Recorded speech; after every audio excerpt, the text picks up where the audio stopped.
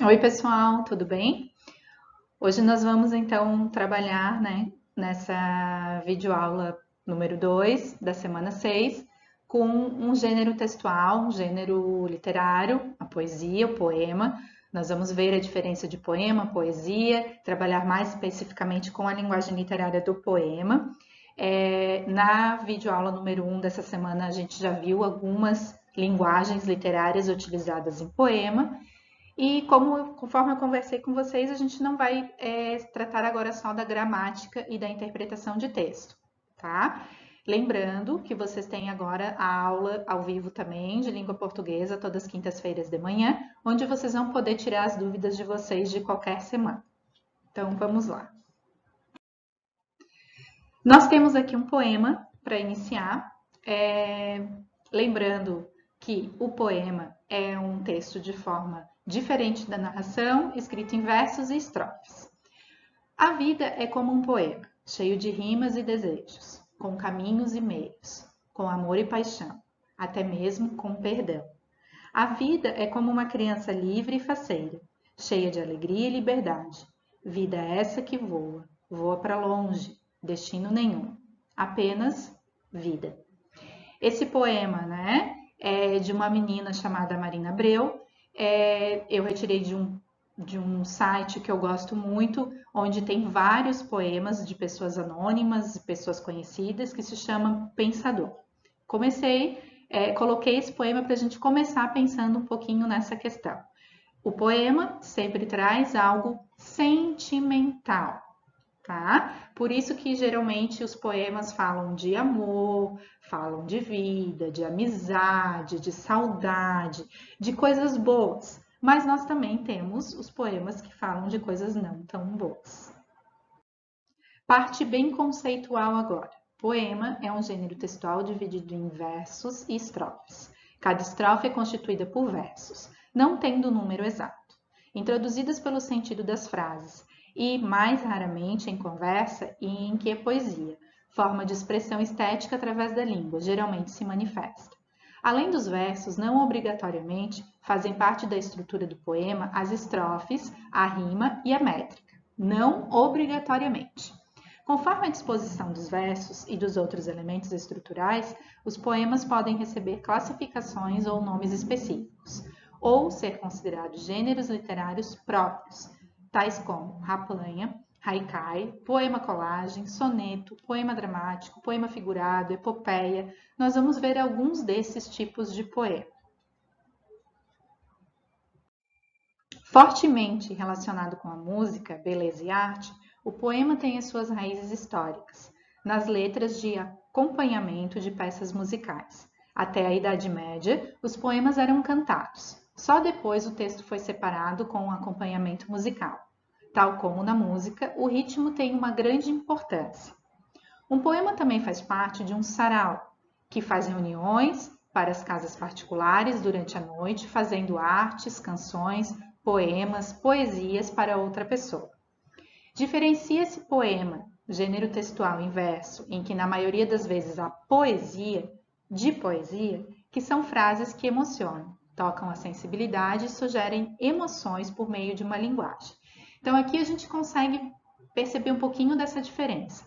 O poema é o gênero textual em si, aquilo que a gente escreve em versos e estrofes. A poesia podem ser frases, imagens, qualquer linguagem expressa, tá? Então, o poema é mais o gênero textual, o escrito, e a poesia é algo mais geral, qualquer tipo de linguagem que passe essa sensibilidade. Na Grécia Antiga, o poema foi a forma predominante de literatura. Os três gêneros, lírico, dramático e épico, eram escritos em forma de poesia. A narrativa, entretanto, foi tomando a importância e ficando a poesia mais relacionada com o gênero lírico. A poesia tinha uma forma fixa, seus versos eram metrificados, isto é, observavam os acentos, a contagem silábica, o ritmo e as rimas. A contagem silábica dos versos foi sempre muito valorizada até o início do século XX, quando a obra que não se encaixasse nas normas de metrificação não era considerada poesia. Isto mudou com a influência do modernismo, movimento cultural surgido na Europa, que buscava ruptura com o classicismo. Atualmente, o ritmo dos versos foi liberado e temos os chamados versos livres, que não se enquadram em nenhuma métrica. Então, antigamente, lá na Grécia, quando surgiu, eles eram 3 gêneros, lírico, dramático e épico, e eram de formas fixas, muito importante. Com o passar do tempo, foi modificando, deixando um pouquinho de lado, entraram as narrativas, e aí, com o modernismo, no século XX, as métricas, essas contagens, foram deixando de existir e passou a ter versos livres. Ligado muito, fala ali em cima, ó, gênero lírico, ligado muito à lírica, ao som, ao ritmo das palavras.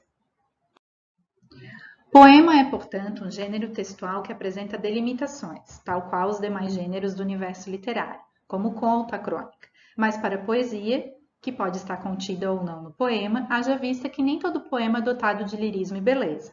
Não existem limites, por isso, faz-se importante salientar as diferenças entre poema e poesia.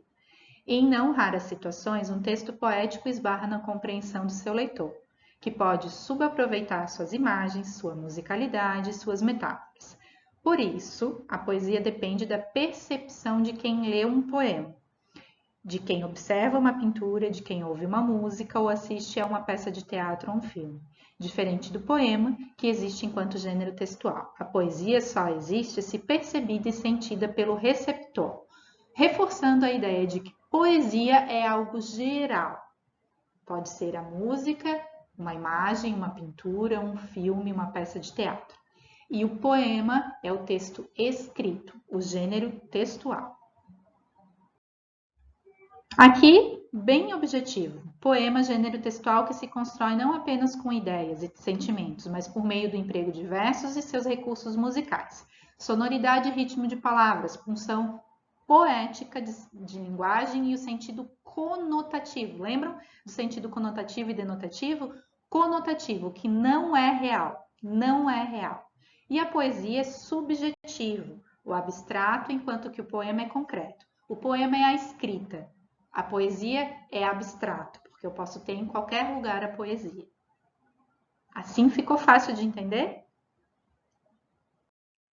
A estrutura do poema, verso, corresponde a cada linha do poema.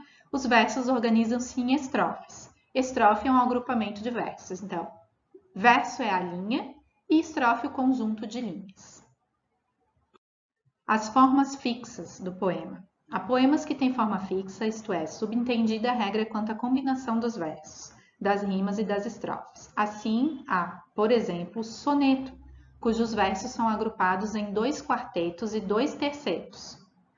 A balada, 3 oitavas e 1 quadra. O rondó, somente quadras ou quadras combinadas com oitavas. E haikai, com quarteto em primeiro e terceiro versos, e são pentassílabos e heptassílabos. Então, tem que contar o número de sílabas e o número de versos na estrofe, para ter a forma fixa. Aqui nós temos 4 tipos: soneto, balada, rondó e haikai.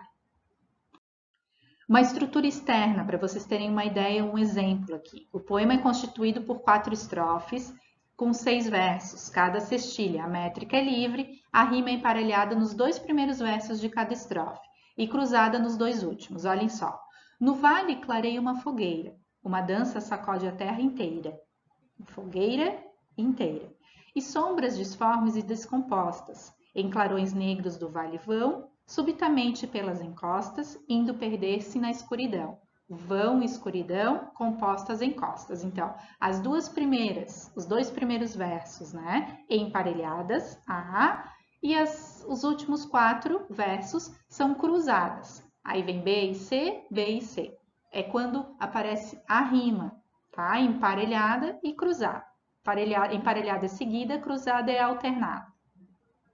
É uma estrutura externa.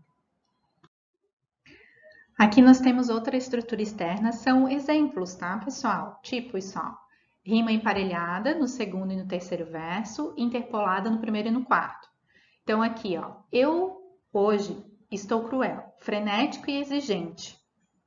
Nem posso tolerar os livros mais bizarros. Incrível, já fumei 3 maços de cigarros consecutivamente. O que aconteceu aqui? Emparelhado bizarros e cigarros e interpolada lá na primeira, exigentes e consecutivamente. Então, nós temos seguidas, né, que são as emparelhadas, e interpoladas, por quê? Lá no primeiro verso e no quarto verso. São tipos de estrutura externa. Aqui nós temos 2 tabelinhas de classificação. Primeiro, a classificação do poema pelo número de versos. Então, 2 versos, dístico, 3 versos, terceto, 4, quarteto, 5 versos, quintilha e assim por diante. E o número de estrofes. 2 estrofes, dístico ou parelha, 3 estrofes, terceto, 4 estrofes, quadra, 5 estrofes, né, versos na estrofe, quintilha ou quinteto. Então, aqui nós conseguimos saber no número de estrofes e o número de versos, ok? Eu falei nos alguns slides anteriores sobre a questão lá na Grécia Antiga, como que começou o poema e que lá tinham 3 tipos. E o mais usado era o poema lírico, o mais usual, né? O que mais aparecia, o lírico por ser musicalizado, da lira, das músicas. E aqui dentro do poema lírico aparecem 3 tipos mais comuns. A número 1 é o ode ou hino, né? Muito usado, nós temos hino da bandeira, hino do Brasil, hino da escola, hino, né? O hino. É um poema lírico em que o emissor faz uma homenagem à pátria, às divindades, à mulher amada. Então, é uma homenagem chamada de hino, uma ode que vem acompanhada musicalmente. A 2, Elegia, que é um poema lírico em que o emissor expressa tristeza, saudade, ciúme, decepção. É todo poema muito melancólico, elegia ou elegia, né? Elegia, onde é aquilo muito triste, muito doído. E o 3, idílio ou écloga, é o poema lírico em que o emissor expressa uma homenagem à natureza, aí ligada às belezas naturais, riquezas, né? Um poema bucólico que expressa um desejo de desfrutar as belezas e riquezas ao lado da mulher amada. Então, sempre é muito ligado à natureza.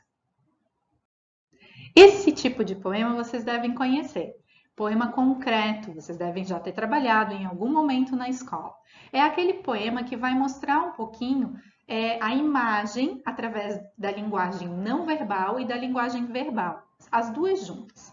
Um estranho objeto que guarda a preciosa chuva é o guarda-chuva. Né? Então, ali as palavrinhas foram feitas, escritas, formando um desenho de um guarda-chuva.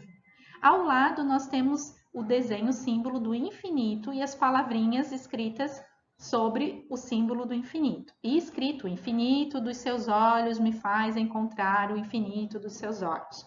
Ali no guarda-chuva. Com apenas 3 anos, ele quer guardar a chuva. Não sabe como o guarda-chuva funciona. Nunca viu nenhum, uma água caindo do céu. Mas ter fé é coisa de nordestino. Então, é um poema com palavras, com a questão toda da linguagem literária, mas em formato de um objeto ou de algo que retrata o poema. Se chama poema concreto. Nós temos o exemplo de um soneto, que é um poema de forma fixa, né? Ele tem 2 quartetos e 2 tercetos nessa ordem. Soneto um soneto me faz fazer violante. Nunca na vida estive tão inquieto. 14 versos dizem que é soneto. Brinca, brincando, vão os 3 diante. Pensei que não achava consoante, e a metade estou deste quarteto. Mas se me vejo no primeiro terceto, não há nos 2 quartetos que me espante. Pelo primeiro terceto vou entrando, e parece que entrei com o pé direito, pois fim com estes versos lhe estou dando. No segundo já vou e até suspeito, que estou os 13 versos acabando. Contai se são 14 e já está feito. Lope de Veiga. Então, são 14 versos, 4, 4, 3, 3. Nesta ordem, sempre. O poema chamado de soneto. Aqui nós temos um exemplo do poema Trova. Trova 1030. Sou um guerreiro estudante. Vou aos livros todo dia. Só não quero ser pedante, pois Sócrates é meu guia. Trova 103. 1031. Sou guerreiro que conduz a espada do Cristo. Pela fé, acenda a luz e não esqueça o que sei. Trova 1032. Sou guerreiro contra o mal, sei.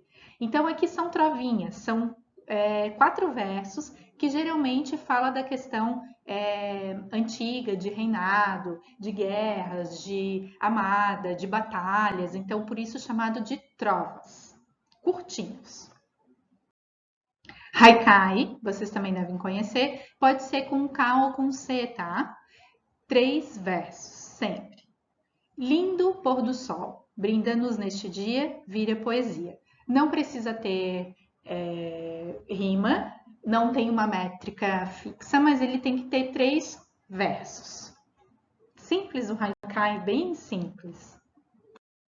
Aqui nós temos um textinho do Paulo Leminski, que é um poeta muito importante também, e ele fala um pouquinho sobre a poesia. Então, o que dizer de uma frase assim? A poesia existe para satisfazer a necessidade de poesia dos poetas?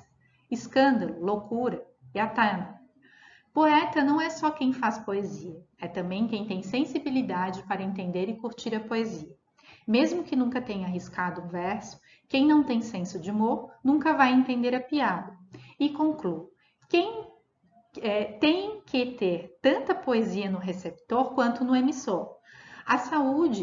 Saúde a vocês que fazem, saúde a vocês que curtem, polos magnéticos por onde passa a faísca da poesia.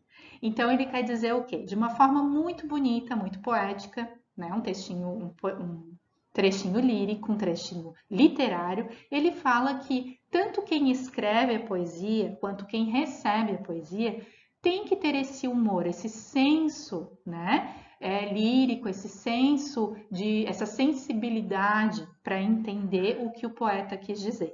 Senão, não vai valer a pena. E para encerrar, então, a nossa videoaula número 2 da semana 6, eu deixei uma imagem para vocês, escrito poema com uma rosa, com uma máquina de escrever, para quem não sabe o que é, eu usei muito, né? Quando eu era um pouco mais jovem que vocês, quando não tinha computador, a gente se comunicava, digitava, não era digitava, teclava, né? Numa máquina de escrever. Então, essa videoaula foi para vocês pensarem um pouquinho sobre o poema. Eu acredito que vocês puderam ter uma visão, né, de uma forma bem geral, do que é o poema, do que é a poesia. Vocês já conheciam também. E vai aparecer na apostila de vocês algo sobre isso, então vocês daí já vão ter uma base, ok? A gente se vê na aula ao vivo, às feiras, ou em breve na escola. Tchau, tchau, até mais.